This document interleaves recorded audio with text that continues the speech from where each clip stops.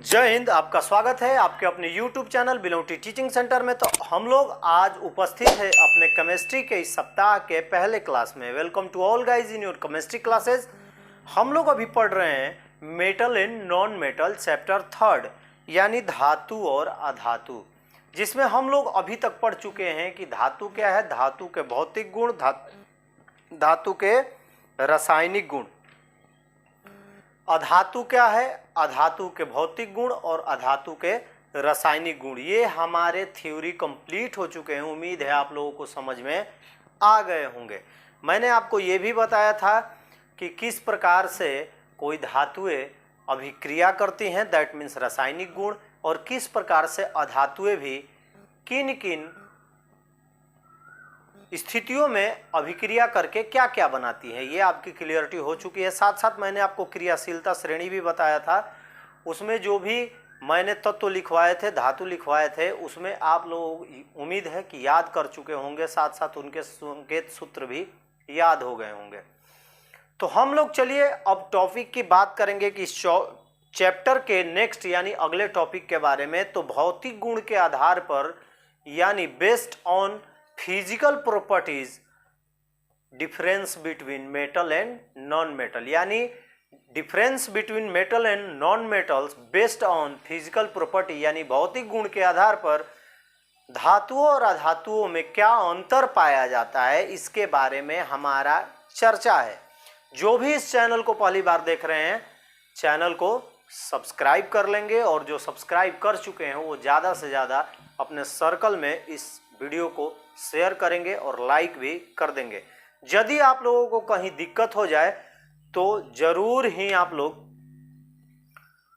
Comment box में comment कर दीजिएगा। साथ साथ आप लोगों का प्ले लिस्ट बन गया है। आप लोग चैनल पे जाएंगे, प्ले लिस्ट में देखेंगे तो फिजिक्स, केमिस्ट्री, बायोलॉजी ऐसे करके 3 प्ले लिस्ट बने हैं, जिसमें आपको चैप्टर 1 से अभी तक जितने वीडियो पढ़ाए गए हैं सब ऐड मिलेंगे आपको, लाइन बाय लाइन। आप शुरू से लेकर अंत तक एक साथ एक प्लेलिस्ट में एक सब्जेक्ट देख सकते हैं, जो आपके लिए बहुत ही फायदेमंद होगा। आपको जो पीछे से इस चैनल को देखेंगे उनको ढूंढने में दिक्कत नहीं होगी। तो चलिए बिना देरी के आज के हम लोग इस टॉपिक के बारे में चर्चा करते हैं। मैंने आपको जब पढ़ा रहा था, मैं आपको धातु और अधातु, तो आप लोगों को मैं क्लियरिटी बताया था कि ऊपरी रूपरेखा के आधार पर धातु और अधातु के कौन कौन से गुण होते हैं। तो हम अब अंतर जब देख रहे हैं तो उन गुणों को हम लोग तुलना करते हैं। तुलना करने से हमें उनमें अंतर दिखाई देता है।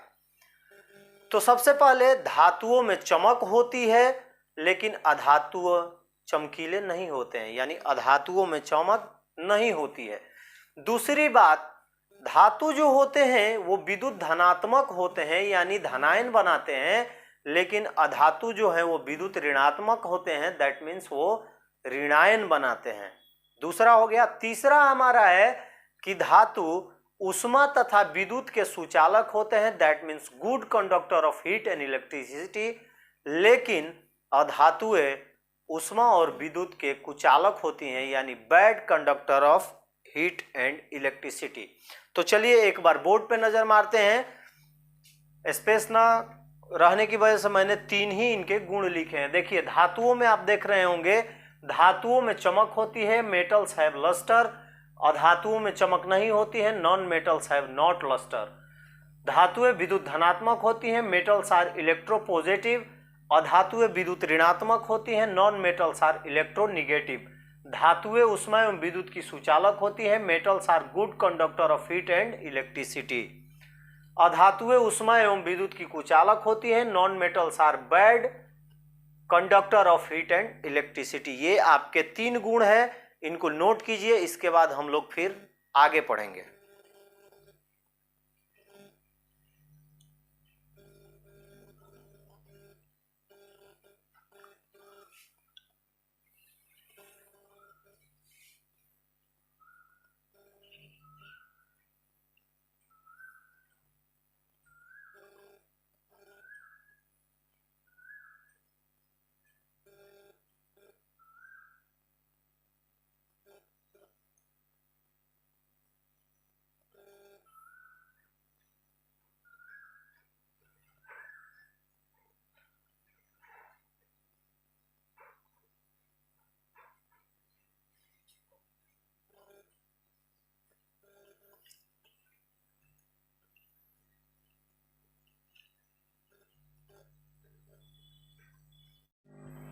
हमने 3 गुण क्लियर कर लिया है कि फिजिकल प्रॉपर्टी के बेस पे किस प्रकार से धातुएं अधातुओं से अलग होती हैं। अब चलिए हमारा चौथा और पांचवा, 5 ही मैंने आप लोगों को लिखवाया है ताकि आपको लिखने में भी आसानी हो और समझने में भी कोई त्रुटि न हो। चौथा हमारा है कि धातुओं के घनत्व उच्च होते हैं। मैंने आपको पढ़ाया था कि metals have a high density, यानी धातुओं के घनत्व उच्च होते हैं लेकिन अधातुओं के जो घनत्व होते हैं वो निम्न होते हैं। Non metals have a low density. पांचवा है कि धातुएं आघातवर्धनीय एवं तन्य होते हैं, यानी धातुओं को पीट कर चादर के रूप में तथा खींच कर तार के रूप में फैलाया जा सकता है, लेकिन अधातुएं भंगुर होती हैं। यदि उन पे चोट किया जाए, पीटा जाए तो वो टूट कर बिखर जाती हैं। तो चलिए एक बार हम लोग चौथे और पांचवे को बोर्ड पे देखते हैं। धातुओं के घनत्व उच्च होते हैं, मेटल्स हैव हाई डेंसिटी। अधातुओं के घनत्व निम्न होते हैं, non metals have low density. धातुएं आघातवर्धनीय एवं तन्य होती हैं, metals are malleable and ductile. अधातुएं भंगुर होती हैं, नॉन मेटल्स आर ब्रिटल। तो ये रहा आपका बेस्ड ऑन फिजिकल प्रॉपर्टीज के आधार पर धातु तथा अधातु में डिफरेंस। उम्मीद है आप लोगों को समझ में आ गया होगा। तो इसको लिखिए। इसके बाद हम लोग रासायनिक गुण के आधार पर धातुओं और अधातुओं में अंतर समझेंगे, यानी difference between metal and non metal based on chemical properties.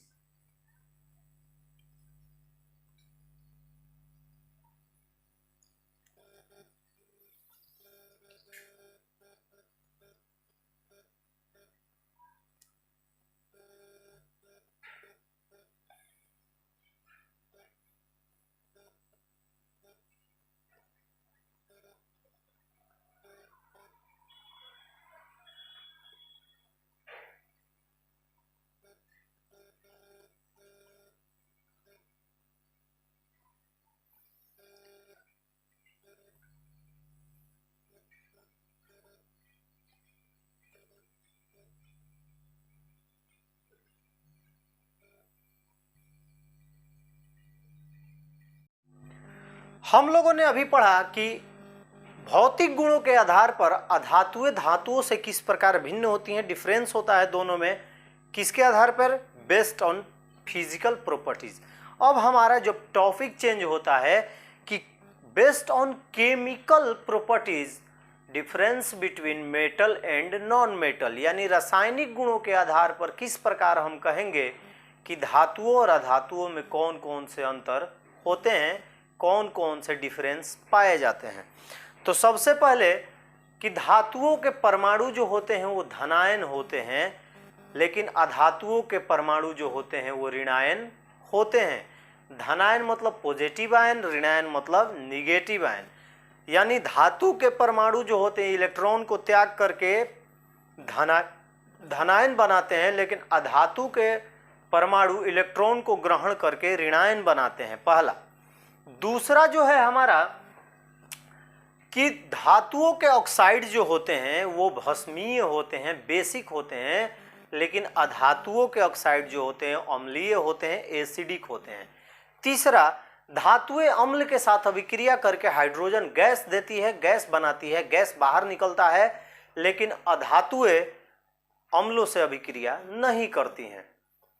यानी धातुएं जब अम्ल के साथ रिएक्शन करती हैं तो हाइड्रोजन गैस को मुक्त करती हैं, एग्जिट करती हैं, लेकिन अधातुएं अम्लों के साथ रिएक्शन नहीं करते हैं, किसी विशेष परिस्थिति में करते हैं, जैसा कि मैंने आपको बताया था कि ऑक्सीकारक अम्लों के साथ अभिक्रिया करते हैं। चौथा है कि धातुएं अवकारक होती हैं, दैट मीन्स रिड्यूसर होती हैं, लेकिन अधातुएं ऑक्सीकारक होती हैं, यानी ऑक्सीडाइजिंग होती हैं।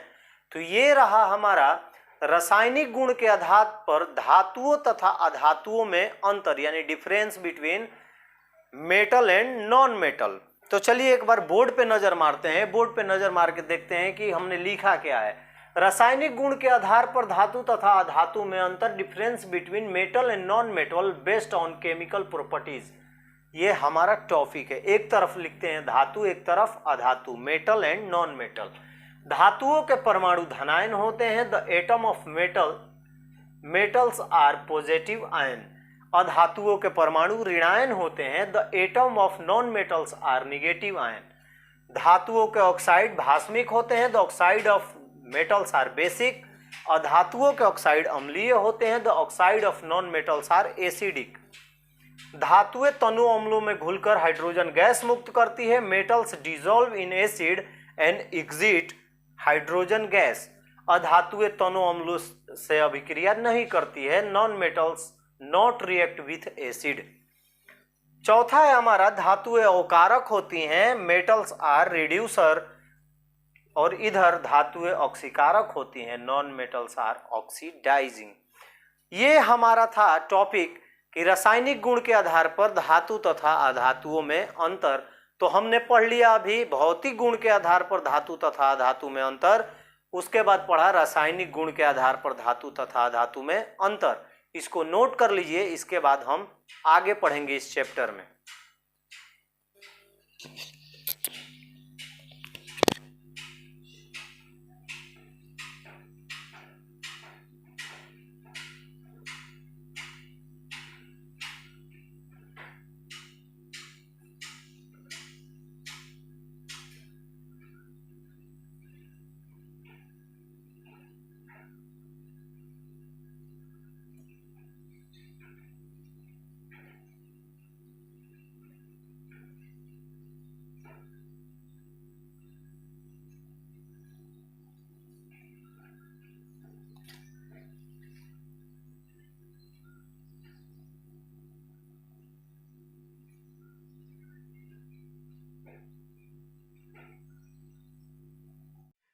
हम लोगों ने अभी तक अपने चैप्टर 3 में यानी मेटल एंड नॉन मेटल में भौतिक गुण, भौतिक धातुओं के भौतिक गुण, अधातुओं के भौतिक गुण यानी physical properties of metal and non metal, chemical properties of metal and non metal यानी धातु तथा अधातुओं के रासायनिक गुण, इसके बारे में ऑलरेडी चर्चा कर चुके हैं। साथ साथ हम लोग इनके बीच का डिफरेंस यानी किस प्रकार भौतिक गुण के आधार पर धातुएं और अधातुएं एक दूसरे से भिन्न होती हैं, उन दोनों में डिफरेंस होता है, ये भी मैंने आप लोगों को पढ़ा दिया। क्लियर हो गया होगा। साथ साथ the difference between metal and non metal based on chemical properties, रासायनिक गुण के आधार पर धातु और अधातु किस प्रकार एक दूसरे से अलग है, इसके बारे में भी चर्चा हमारी हो चुकी है। अब हम कुछ चलते हैं अपने केमिस्ट्री के कुछ डीपली नॉलेज के बारे में। उम्मीद है 9th क्लास में आप लोग जब धातु अधातु के बारे में पढ़े होंगे तो भौतिक गुण तो यहाँ से मिलता जुलता हुआ होगा, लेकिन रासायनिक गुण दोनों के कुछ अलग होंगे। अब चलिए एक बार हम लोग जानने की कोशिश करते हैं कि जब मेटल्स एंड नॉन मेटल्स आपस में रिएक्शन करते हैं तब उनके साथ क्या होता है। यानी हमारा अगला टॉपिक है कि धातुएं तथा अधातुओं में धातुएं तथा अधातुओं के बीच अभिक्रिया होती है तो ये क्या बनाते हैं या किस प्रकार का इनका रिएक्शन होता है, इसी के बारे में हम लोग अब चर्चा करेंगे। तो चलिए बिना देरी के हम लोग शुरू करते हैं कि किस प्रकार से जब धातुएं अधातुओं के साथ अभिक्रिया करती हैं तो क्या बनता है। तो सबसे पहले याद रखिएगा कि धातुएं अधातुओं के साथ जब अभिक्रिया करती हैं यानी metals react with non metals तो ये आयन बनाते हैं। ये क्या बनाते हैं? आयनिक यौगिक बनाते हैं। क्या बनाते हैं? आयनिक यौगिक। तो आयनिक यौगिक का मतलब क्या होता है? आयनिक यौगिक का सीधा सीधा अर्थ होता है कि अपने इलेक्ट्रॉनों को त्याग कर देना और या इलेक्ट्रॉनों को ग्रहण कर लेना। यानी जो धातु होते हैं, मेटल्स होते हैं, मैंने आपको पहले ही बताया कि उनके कक्षा में 1, 2 या 3 इलेक्ट्रॉन ही होते हैं। उनके बाह्यतम कक्षा में यानी वैलेंस शेल में हमेशा 1, 2, 3 इलेक्ट्रॉन ही होते हैं। यही कारण है कि वो इलेक्ट्रॉनों को क्या करते हैं? गिफ्ट में दे देते हैं। और अधातुओं के अंतिम कक्षा में हमेशा ही 7, 6 तथा 5 इलेक्ट्रॉन होते हैं। तो ये क्या करते हैं? किसी से ग्रहण करते हैं, क्योंकि ये 5 तो दे नहीं सकते क्योंकि उनकी मात्रा ज्यादा रहती है। लेकिन धातु क्या होते हैं? ये अपना इलेक्ट्रॉन दे देते हैं। तो जब ये दोनों आपस में संयोग करते हैं तो बनाते हैं आयनिक यौगिक। चलिए एक बार हम देखते हैं। मान लिए सोडियम प्लस क्लोरीन आपस में संयोग करते हैं।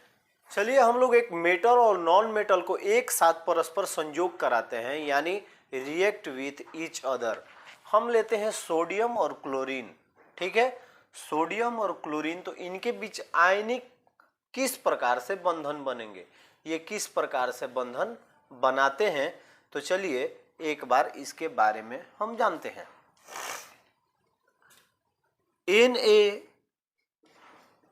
Na11 होता है, क्या होता है, परमाणु संख्या 11। क्लोरीन 17। जब इसको हम लिखते हैं 11 को तो 2 8 1, और इसको लिखते हैं 2 8 7। अब देखिए जो अंतिम कक्षा में इलेक्ट्रॉन रहते हैं, यानी वैलेंस इलेक्ट्रॉन, ये वैलेंस सेल में रहते हैं। संयोजी इलेक्ट्रॉन संयोजी कक्षाओं में ही होते हैं।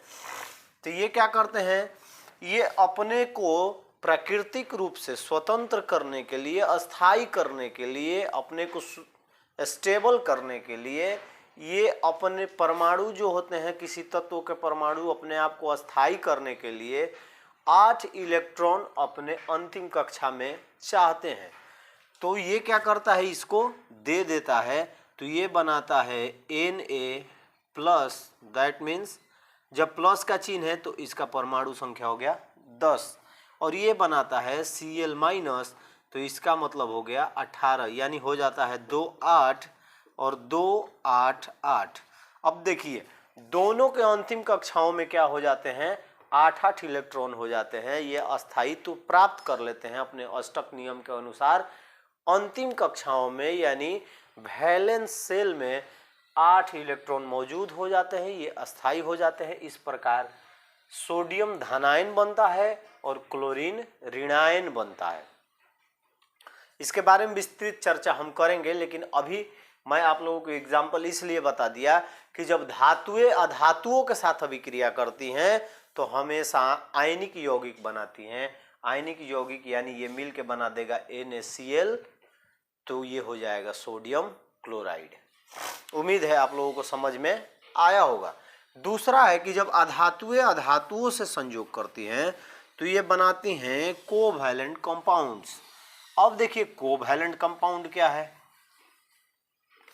हाइड्रोजन 1 और हाइड्रोजन 1, यानी अधातु एक दूसरे से संयोग करेंगे। अधातु एक दूसरे से संयोग जब करते हैं तो ये क्या बनाते हैं, कोवैलेंट सहसंयोजक बंधन। इसका एक इलेक्ट्रॉन और इसका भी एक इलेक्ट्रॉन, ये दोनों क्या होते हैं, आपस में संयोग कर लेते हैं, दोनों एक दूसरे से जुड़ जाते हैं तो बनाते हैं H2Cl2। तो जब ये अधातुएं एक दूसरे से यानी non metals and non metals are react with each other create a covalent compound, यानी जब अधातुएं अधातुओं से संयोग करती हैं तो सहसंयोजक यौगिक का निर्माण करती हैं। ये दिमाग में रखिएगा। तीसरा हमारा धातुएं धातुओं से अभिक्रिया नहीं करती हैं। धातुएं आपस में एक दूसरे से अभिक्रिया नहीं करती हैं। कारण क्या है कि उनकी प्रवृत्ति होती है अपने इलेक्ट्रॉन को त्याग करना, इसीलिए एक दूसरे से कभी भी अभिक्रिया नहीं करती है। तो हमारा टॉपिक था कि धातुएं तथा अधातुओं के बीच अभिक्रिया यानी reaction between metals and non metals. पहला कि धातु और अधातु परस्पर संयोग करके आयनिक यौगिक बनाते हैं। Metals and non metals reacted with each other mainly to form ionic compounds. दूसरा अधातु और अधातु परस्पर संयोग करके सहसंयोजक यौगिक बनाते हैं। Non metals and non metals react with each other to form covalent compounds. तीसरा धातुएं परस्पर रासायनिक अभिक्रिया नहीं करती। Metals do not react each other chemically. ये था आज का आपका आखिरी क्वेश्चन। उम्मीद है आप लोगों को समझ में आ गया होगा। तो चलिए हम लोग मिलेंगे अपने अगले क्लास में। तब तक के लिए आप सभी को जय हिंद। अपना ख्याल रखिए, बड़ों का सम्मान कीजिए, इसको नोट कर लीजिए। और इसके आगे पढ़ेंगे हम लोग कल के क्लास में।